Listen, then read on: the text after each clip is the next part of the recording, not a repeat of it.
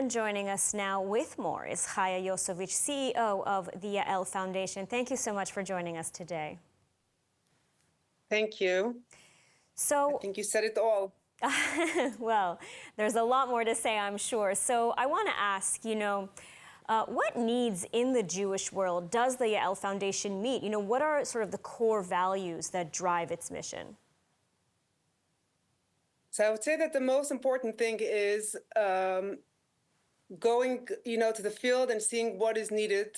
Each place is different, and making sure that every place in the world, we're now in Europe and Latin America and some place in Australia, is to make sure that there are access to excellent Jewish schools for every Jewish child. Just like you said before, no Jewish child should stay behind. Everyone should have the opportunity to have an excellent education with Jewish experience. And can you perhaps share a story sort of that shows this impact, the impact of the Yael Foundation? Well, we have obviously we have many stories, but I would say, just being 4 years and being one of the largest foundations of Jewish education, we come across many, many, many stories of communities, people, Israelis going to the diaspora, people from there coming to Israel, and so many connections that are happening through those communities, camps, schools that we support. I would say, maybe something very short. We have a school in Riga, which was not having a lot of challenges, and most of the kids were leaving to other schools. And the foundation decided a year ago to go into the school and invest in everything around it to make sure that the school is going to be on a very high standard. And 12 kids that the parents already signed up to a different school decided to leave them there because they saw the huge difference it's going to be. And it was something that was like, from 1 minute to the next, we saw this transforming happening over there, which was really incredible. Absolutely. That's like one little story, of so many different things that we hear. I'm sure there are many more stories. And so, as the CEO, how do you measure the actual success of the Yael Foundation's programs? I mean, what kind of steps are taken to ensure, these continuous improvements, like in the school in Riga, for example?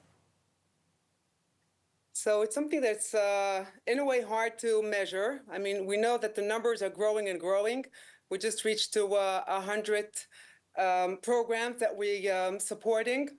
And we know that each place have more kids. But I think the measurement we have is the feedback we get from the parents, from the alumni, from the teachers, from the principals, and just getting the information and hearing how things are moving around in the whole community because of the school is really the best thing we can measure with our work. And how has the rise of anti-Semitism, I mean, especially after October 7th, how has this affected the work of the Yael Foundation?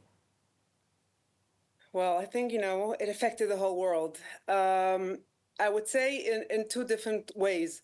So the first thing was that really October 9th, Uri and Yael, who are the founders of the foundation, the first step really they said we should do is find out that everyone has security and all places around, that no one is in danger over there. And within 3 days, all the places that really lacking security had everything they needed. So to make sure that, kids and families are safe over there. And there were some parents that said, they weren't going to send the kids to school because they got very nervous about the safety. And that was on one hand. On the other hand, I would say that we see many more people everywhere going to Jewish schools and Jewish synagogues and the places of the community, which they would never before. They do feel closer. They feel like, something was shaken them up, and they are looking for it. So they're like two different moves at the same time, and we see it growing every day. Absolutely. A little bit of a silver lining there. Chaya, thank you so much for taking the time to speak with us today. Thank you.